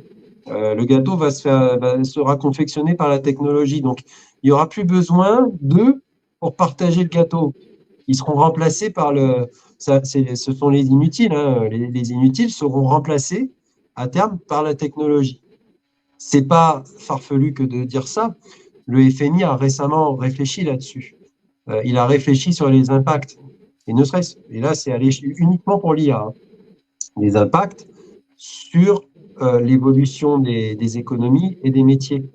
Et dans un futur proche, il prévoit pour les sociétés les plus développées une substitution à hauteur de 60% des métiers par l'IA, avec aussi un effet de classe sociale, parce que seraient plus impactés finalement les métiers les plus précaires, entre guillemets, ou du moins les moins valorisés sur le marché du travail, qui seraient assez facilement remplaçables par des technologies d'ores et déjà mettables Ben, sur le marché. c'est ce que disait Schwab dans la grande réinitialisation. Il dit de toute façon aujourd'hui, d'ici 2035, la plupart des métiers existants n'existeront plus et on n'a pas encore conscience de tous les métiers qui vont être développés d'ici là. Le problème, c'est que ce qu'il dit pas en filigrane, c'est que le but, enfin, il l'a dit dans son livre, mais ça va plus loin que de détruire l'artisanat, les TPE, les PME. C'est que seulement les gros vont rester, tout le reste ce sera de l'IA. Et encore une fois, qui conçoit l'IA, ce sont des gens, ce sont des humains, mais ce ne sont pas n'importe quels humains. C'est-à-dire que certes, tu auras peut-être des petites mains, des ouvriers, etc. Mais l'idéologie derrière, l'intelligence artificielle, les puces, etc., ce sont des gens qui sont essentiellement dans le sens des mondialistes. On en parlait tout à l'heure avec ChatGPT ou Grok. C'est surtout de dire, voilà, il y a une orientation et la subtilité de l'émotion humaine ou de la réflexion humaine, avec notamment les subtilités du langage, etc., font que l'IA ne pourra jamais être aussi performante qu'un humain.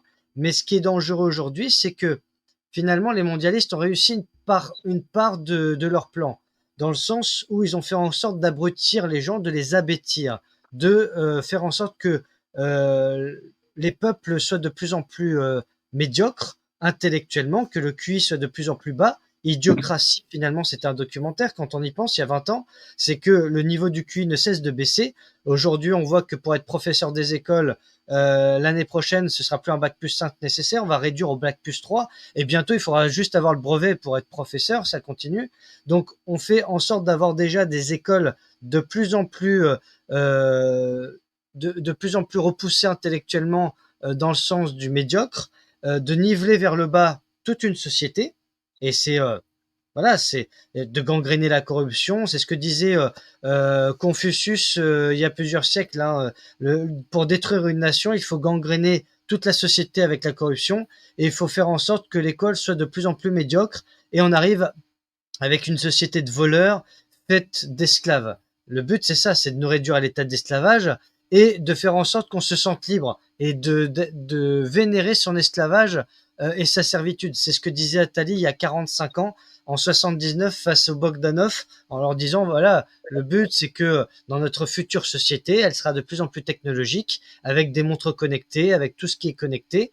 Et Aaron Rousseau, finalement, fait l'intermédiaire en disant, c'est déjà en train de se produire. La puce RFID, bah, si votre compte en banque, vous avez tant de sous dessus, mais que vous vous conformez pas au système, on vous gèlera votre compte en banque, vous n'y aurez plus accès, vous pourrez plus vous nourrir. Et c'est ce qui s'est passé un peu pendant le Covid. En Angleterre, il y a eu des non-vaccinés qui ont eu leur compte en banque gelé, bloqué parce qu'ils n'avaient pas leur dose. Donc ils ont été capables, sur le plan politico-sanitaire, de toucher à tous les pans de notre vie, intime, financière, etc., pour nous asservir le plus possible. Et là, quand on voit le nouveau PDG de Davos, qui est quand même plutôt sur le plan de l'eau et des ressources naturelles, on voit bien qu'ils sont capables de faire encore autre chose par rapport à ça. Moi, la question que j'ai envie de te poser, c'est comment on fait pour sortir de ce cauchemar réel? Alors pour sortir de ce cauchemar, bah déjà il y a une solution, il y a une clé à la fin du livre. Je veux pas la dire, mais j'ai pas écrit ce livre-là pour écrire une dystopie et dire voilà tout est fini, on est foutu. Non, le livre à la fin, même si la fin semble très dure, eh ben, malgré tout il y a une fin il y a une ouverture qui est pleine de promesses, qui finit de façon heureuse. Mais bon, pour en revenir à la question, il est clair qu'on parlait de société matérialiste. Il me semble évident il faut en revenir à l'être, c'est-à-dire que c'est une question ontologique. On vit dans un monde où l'homme devient transformé en objet marchand. Donc on est vraiment clairement dans une phase de réification de l'homme. C'est le plus gros des dangers. Il faut reconsidérer l'être. Il faut redevenir être et non plus des personnes qui se définissent par l'avoir et qui ne finissent non plus par être, mais que par être.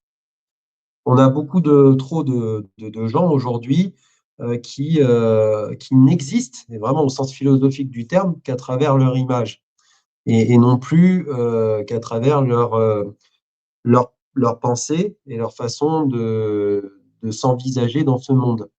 Donc ça, c'est un problème, c'est le premier problème, le principal. Remettre de l'empathie et de l'intelligence, c'est remettre de l'amour aussi dans le monde.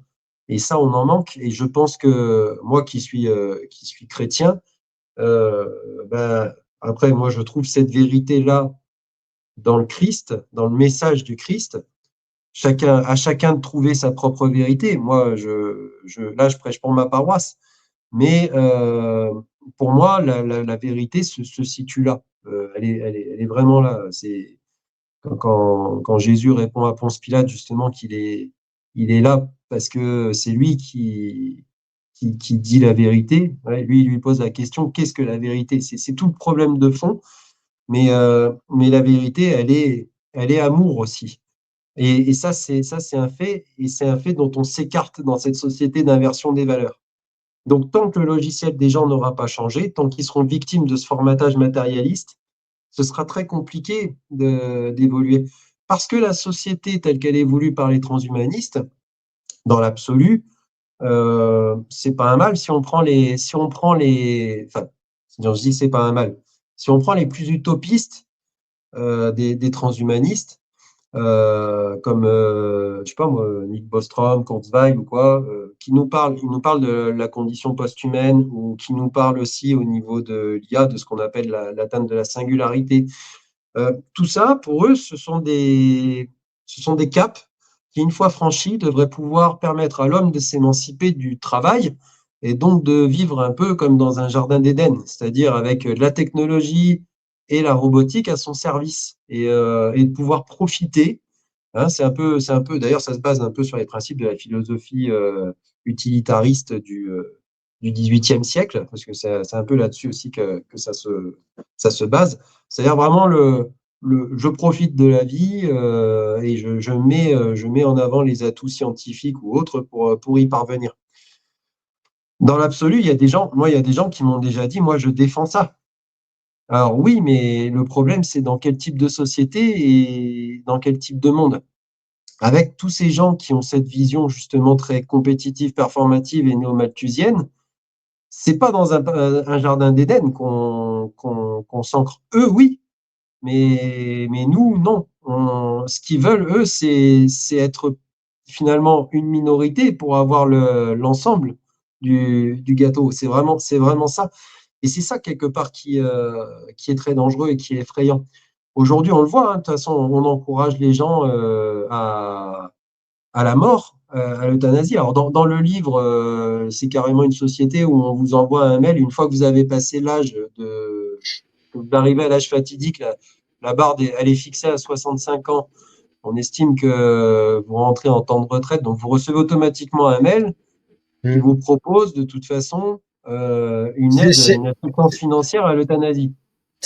T'as accompli le rêve d'Atali d'il y a 40 ans, c'est qu'après 60-65 ans, il faut promouvoir l'euthanasie parce que on n'est plus assez productif. Ça, c'est page 31. Ouais, c'est l'espérance de vie résiduelle, ouais, c'est ça. Et il y a une IA qui calcule en fait par rapport à la valeur productive de la personne, si elle doit recevoir ce mail ou pas. Et souvent, cette société produit tellement de gens qui sont isolés, qui finissent seuls et qui finalement sont maintenus dans une forme de précarité. C'est-à-dire, c'est comme nous actuellement, on nous donne les miettes. Mais il est difficile de pouvoir avoir une vie confortable. Et surtout, cette société-là fait en sorte que les gens soient soit un peu coupé, reclus, tout seul. Et plutôt que de finir comme ça, sans famille, et d'avoir une vie précaire à rester enfermé chez soi, et pas avoir les moyens de se payer des obsèques dignes aussi, il y a beaucoup de gens dans le livre qui acceptent cette mort qui est offerte sans souffrance. Et on en revient vraiment à ce côté très, très rationnel où en gros, on vous offre la possibilité d'appuyer sur un interrupteur, de dire voilà, hop, votre cauchemar s'arrête, tac, et ce sera sans douleur, et on éteint la lumière. Et pour en arriver là, je veux dire, il faut être complètement déconnecté du divin, de l'amour, C'est de ce que j'allais l'amour dire, de l'autre, c'est de le plan l'empathie. spirituel aussi. Et quelque part, on en vient en fait à créer une société qui est tellement déconnectée. C'est ça le danger de notre société aussi. Tellement, tellement déshumanisée qu'elle en devient psychopathe. C'est-à-dire les gens sont dans l'incapacité d'aimer l'autre et d'être en pâte presque. C'est ça Alors, le grand danger.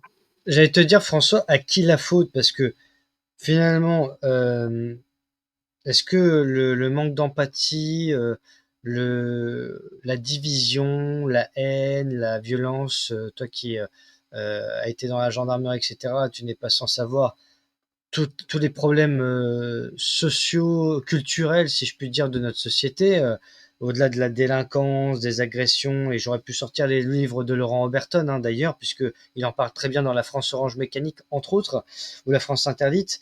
Mais est-ce que finalement nos politiciens sont pas à l'image de ce qui est devenu le peuple, ou le contraire d'ailleurs? Parce que on s'aperçoit que depuis des décennies, on ne cesse de se lamenter, de dire ça va de mal en pis, c'était mieux avant, etc. Mais au final, aujourd'hui, on est en 2025, on a l'impression d'être dans un chaos permanent où quand on sort dans certaines villes ou villages de France à 23 heures, bah, on craint de se faire agresser ou on craint ce genre de choses. Je dis pas partout, mais ça devient de plus en plus partout en quelque sorte. Euh, ce manque d'empathie, ce côté voilà du chacun pour soi, est-ce que finalement c'est pas une politique aussi qui a été voulue dans le but de pouvoir créer le plus de chaos et de division possible afin que ça permette au système de perdurer? Ah, mais très clairement, c'est ce que je disais tout à l'heure, c'est-à-dire il y a une fragmentation volontaire de la société. Et ça, je l'aborde dans le livre d'ailleurs, parce que dans cette cité, enfin dans cette ville, il y a des cités qui sont des zones de non-droit et qui d'ailleurs sont extrêmement communautarisées et qui sont à l'image d'ailleurs de nos cités en France. Ce sont les mêmes. Elles sont très dangereuses et il fait pas bon y traîner. Et s'ils développent d'ailleurs des économies parallèles, notamment en matière de stup. Et j'explique comment ils arrivent à contourner les monnaies numériques des banques centrales, puisque tout est tenu, hein, tout est censé être verrouillé, mais ces zones de non-droit sont volontairement laissées telles quelles par le pouvoir, parce qu'elles permettent de contribuer à la fragmentation sociale utile. Donc, et là j'en explique les biais, d'ailleurs, en montrant comment ça se passe, et c'est l'héroïne qui le fait, en expliquant comment ça se passe en France, c'est-à-dire dans la réalité, là. Et je prends l'exemple de ce qui s'était passé avec l'affaire Naël et Assa Traoré, en expliquant les liens et les connexions entre la racaille d'en bas et la racaille d'en haut. Tout à fait. Et on voit que derrière des personnages comme ça qui apparaissent pendant l'affaire Naël, on a des gens, cette femme-là était employée de l'OPEJ, la Fondation Edmond Baron de Rothschild. Bon, ça, c'est Oui, oui, oui, expliqué bien sûr. dans le livre, hein, et donc, elle a été mise en arrêt maladie assez de façon prolongée et pas trop expliquée. Et ça, il y a des médias qui ont su le souligner pour créer et défendre, on va dire, et faire la publicité de son comité de soutien pour Adama. Mm. Et, et derrière elle, bon, ben voilà, il y a le groupe Louboutin, pour qui elle a servi d'égérie, qui appartient à des grands groupes financiers. Donc là, en l'occurrence, c'est Exor, le groupe auquel appartient Louboutin. Et c'est ce même groupe, Exor, qui finance également des magazines très connus comme The Economist, et particulièrement connu Oui, pour faut le alimenter dire souvent. l'idéologie progressiste, universaliste et donc woke LGBT aussi. D'ailleurs, il y a des couvertures que j'avais ressorties de certaines conférences où on voit qu'ils défendent ça.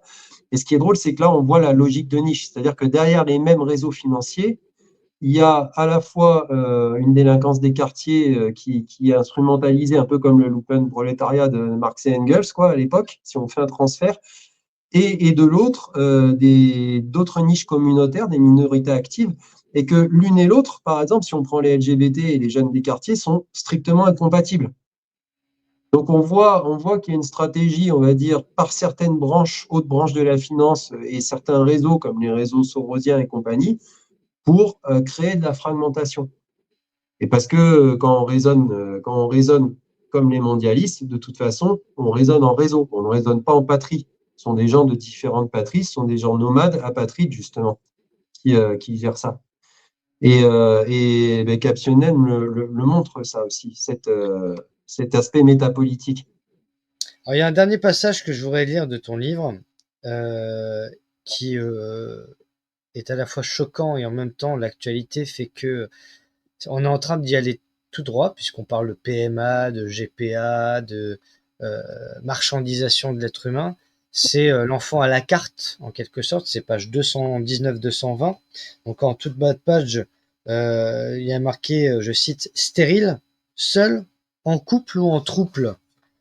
La centrale des bébés vous ouvre les portes du futur avec son catalogue exclusif. Créez le bébé de vos rêves avec un choix infini de morphotypes, couleurs de cheveux et yeux. À partir de 85 000 crédits, on ou offre à 800 crédits par mois, on croirait du leasing pour une voiture, sur 105 mois avec un apport de 7 500 crédits, laissez libre cours à votre imagination et façonnez l'enfant parfait. Promo spéciale jusqu'au 30 mars 2025.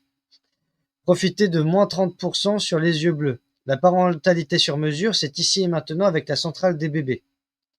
Et tout à l'heure, on parlait du fait que c'était même plus des crédits, de l'argent ou quoi que ce soit. Il y a l'excellent film aussi qu'on m'avait recommandé, que j'ai regardé, qui s'appelle Time Out avec Justin Timberlake, où l'argent, c'est du temps. Et c'est marqué sur les bras, un peu comme les matricules des condamnés. Et en fait, bah, un tel, il lui reste plus qu'un jour avant de mourir, donc il est obligé de travailler ou quoi que ce soit pour avoir du temps en guise de monnaie. Et les riches, les ultra riches, déjà après 25 ans, ils ont la jeunesse éternelle, et certains ont quasiment l'immortalité, ou parfois ils ont un siècle de vie, et du coup ça provoque une guerre civile où les pauvres essaient de prendre aux riches pour avoir plus de temps, etc. Voilà, c'est la petite parenthèse. Alors là, tu nous parles d'une forme de perfection sur mesure, avec l'eugénisme, avec le bébé. Alors, justement, est-ce que finalement l'actualité n'est pas en train de rejoindre cette fiction-là? Mais si, parfaitement, puisque de toute façon, à partir du moment où on casse les freins de la morale, c'est ce qu'on a fait quand on a attaqué la morale chrétienne. Et on l'a fait parce que le nerf de la guerre, c'est l'argent. Et c'était pour libéraliser l'économie, parce que la morale chrétienne était un frein majeur à la libéralisation de l'économie et à l'usure. Donc, il était nécessaire de casser ces freins. À partir du moment où on casse ces freins et on a des philosophies qui se développent dans le même temps, qui imposent une forme de relativisme, qui mettent en avant l'éthique par rapport à la morale.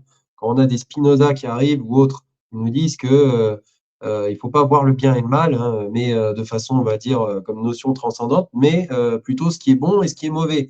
Ben, forcément, à partir de là, on commence à avoir un rapport qui change. Moi, ce qui est bon pour moi n'est pas forcément bon pour les autres. Ce qui est bon pour mon banquier n'est pas forcément bon pour moi, etc. Mais ce relativisme-là, maintenant, on peut jouer et on peut tout faire. Et donc, on peut effectivement faire de l'homme aussi un objet marchand. Et ça passe par une logique qui est très intersectionnelle, c'est la sexualité.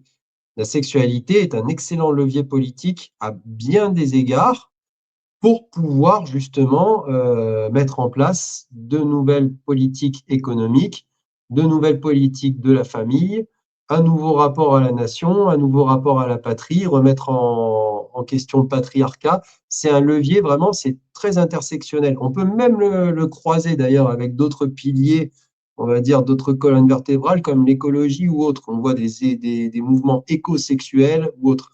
Mais ce qui est très intéressant, c'est que concomitamment à la libéralisation sexuelle, eh ben, apparaît aussi la libéralisation des marchés. Je veux dire que par là que en libérant justement la sexualité, on ouvre le marché de la procréation. Et en disant, voilà, un couple homosexuel qui biologiquement ne peut pas se reproduire est en droit quand même de calquer, enfin de copier un couple hétérosexuel et donc d'avoir un enfant, à partir du moment où on accepte ça, on ouvre un nouveau marché. Ça, c'est mathématique. Voilà. Pour l'économiste, pour le grand capital, c'est une aubaine. Et c'est exactement ce qui se passe dans ce monde-là, puisque ce monde-là est complètement décorrélé, on va dire, du rapport à la morale chrétienne, entre guillemets. Et donc, tout est permis. Et à partir du moment où tout est permis, bah, où est-ce qu'on s'arrête? On parle de couple homosexuel, mais on parle aussi de trouble, donc de personnes à trois. Et on pourrait faire un slogan qui va à l'infini comme ça. Parce qu'après tout, à partir du moment où on décide de s'affranchir des déterminismes biologiques, qu'est-ce qui me retient d'être à deux? Pourquoi pas plus? Je ne sais pas. Enfin, C'est ce qu'on et a donc, vu. C'est ce qu'on a vu à la cérémonie d'ouverture des Jeux Olympiques. C'est ce que j'ai pensé tout de suite en voyant ces mots, justement couple, trouble, etc. La cérémonie d'ouverture est un petit peu, on va dire, la quintessence même d'une partie de ton ouvrage sur les thématiques du ouais, wokisme, etc., de l'inversion des valeurs, de la dystopie ambiante. Et d'un côté, ce qui est assez rassurant, même si c'est pas forcément très visible dans la majorité de la population, c'est que beaucoup s'insurgent de se dire attendez, qu'est-ce qui se passe là? Il y a quelque chose qui va pas là. C'est une nouvelle normalité qu'on veut nous imposer, alors que depuis des siècles, voire depuis la nuit des temps, il y avait une certaine vision des choses. Non pas qu'on soit intolérant, qu'on soit raciste, xénophobe, LGBTophobe ou transphobe, parce qu'on met des phobes à toutes les fins de phrase. Alors, faut rappeler que la phobie, c'est la peur de quelque chose. Hein. Avoir peur de quelque chose, c'est pas un crime. Jusqu'à preuve du contraire, il n'y a pas de loi qui interdit d'avoir peur des araignées, d'avoir peur de ceci ou de cela. C'est là aussi une forme de déviance du langage, de poison du langage de certains. Et là, on retrouve le côté orwellien. Mais justement, est-ce que finalement, l'extinction d'une société et sa destruction finale n'est pas en premier lieu envers les enfants? C'est-à-dire que les enfants sont le passé, le présent, l'avenir. C'est-à-dire qu'à toutes les époques, les enfants ont été, j'allais dire, indispensables.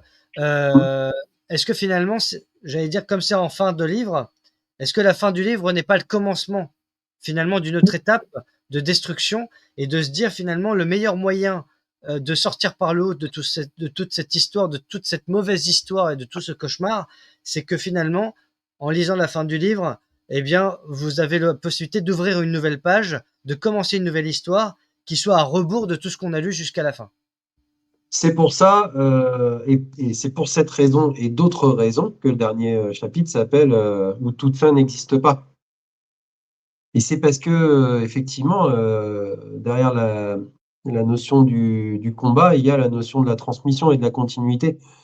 À partir du moment où les gens qui s'inscrivent dans cette logique mortifère que je décrivais tout à l'heure et qui les sert eux, hein, mais qui ne sert pas le vivant et ni l'intérêt du vivant, ni d'ailleurs l'amour et l'amour de l'autre. Mais à partir du moment où, où les gens réussissent à faire en sorte que ces personnes s'inscrivent là-dedans, on casse cette dynamique de la famille, de la transmission, on casse tout ça. Et c'est leur objectif. C'est leur objectif. Et quand je parlais de Feridun Esfandiari, là, qui dans son livre sur le transhumanisme en 1973 décrit justement ce monde-là, il explique juste que les enfants sont retirés de foyer en foyer, ils n'y restent jamais très longtemps, pour pas avoir justement ces ancrages, ce lien. Et donc ça c'est assez effrayant. Mais voilà, c'est le principe de dire, voilà, tes fils sont les flèches de ton carquois. On fait un combat aujourd'hui. Si derrière, il y a pas les enfants, il n'y a pas la transmission ou quoi, ce combat est mort. Il mourra avec nous. Donc ça, effectivement, hein, mais de toute façon, si on prend ça avec énormément de recul, ce qui se passe aujourd'hui, c'est un combat de la vie contre la mort. C'est très clairement ce qui se passe. Il y a ceux qui abondent dans le sens de la vie et ceux qui abondent dans le sens de la mort. Ce qui est le plus triste là-dedans, c'est que la plupart des gens qui abondent dans le sens de la mort n'ont pas conscience de le faire. C'est ça c'est ça qui est très regrettable.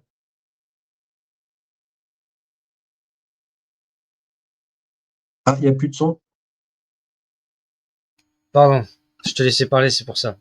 Donc je disais Captionem, François Dubois, une cité, une technologie, un totalitarisme. Donc pour les adeptes de Matrix, Black Mirror, Orwell, Blade Runner, Orange Mécanique, Dogville, un petit mélange de tout cela, un petit shaker de tout cela.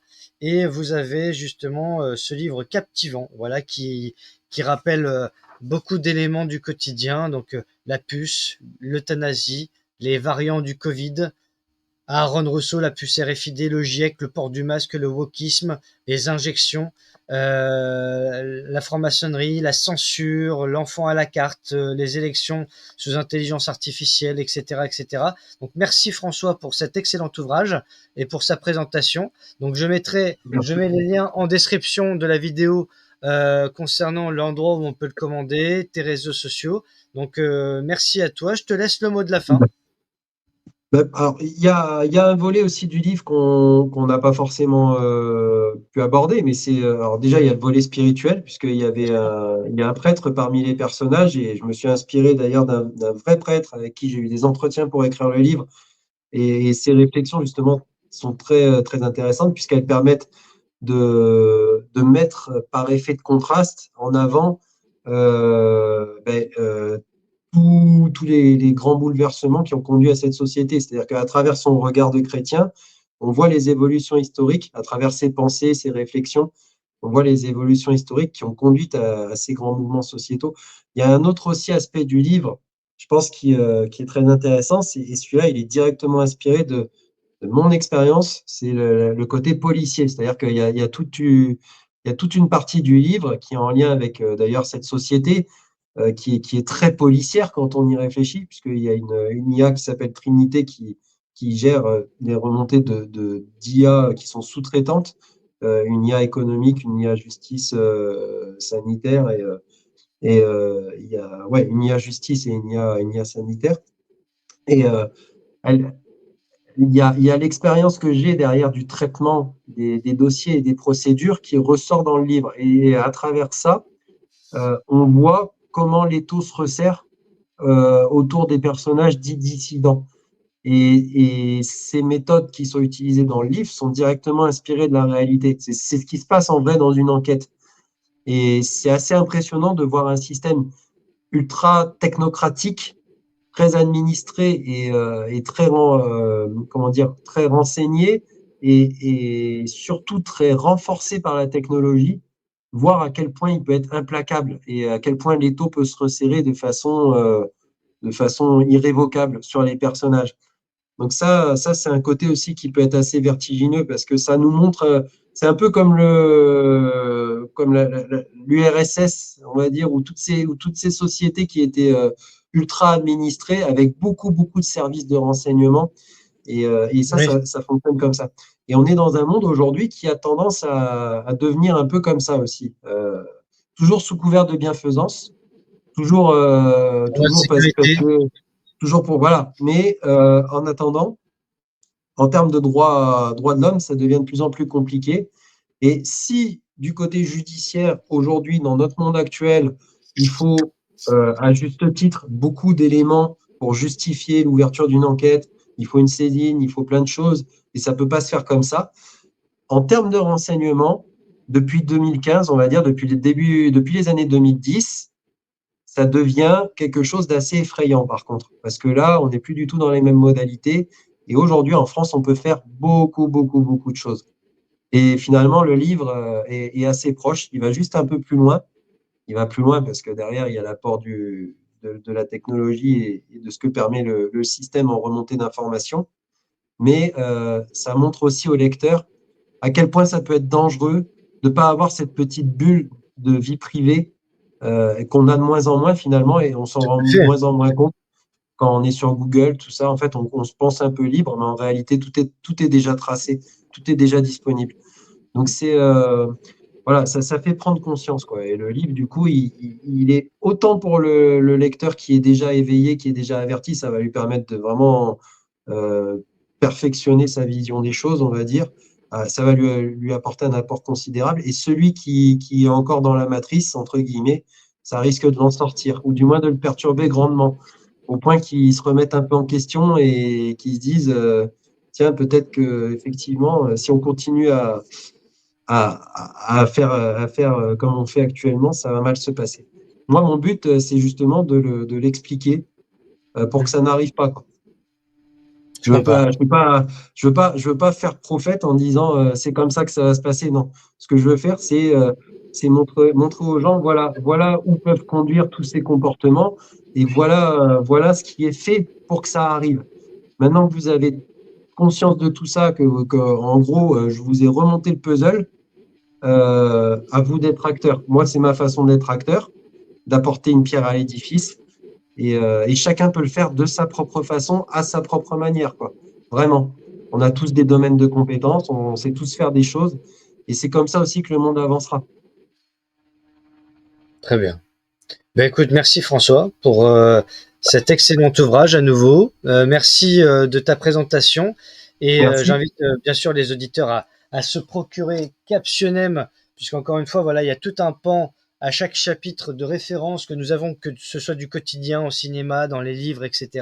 Donc c'est ça, c'est un livre très complet, tout en étant un roman. Et parfois, on se demande même si c'est seulement un roman ou si c'est pas déjà notre réalité sur certains points. Voilà, donc chacun se fera sa propre opinion.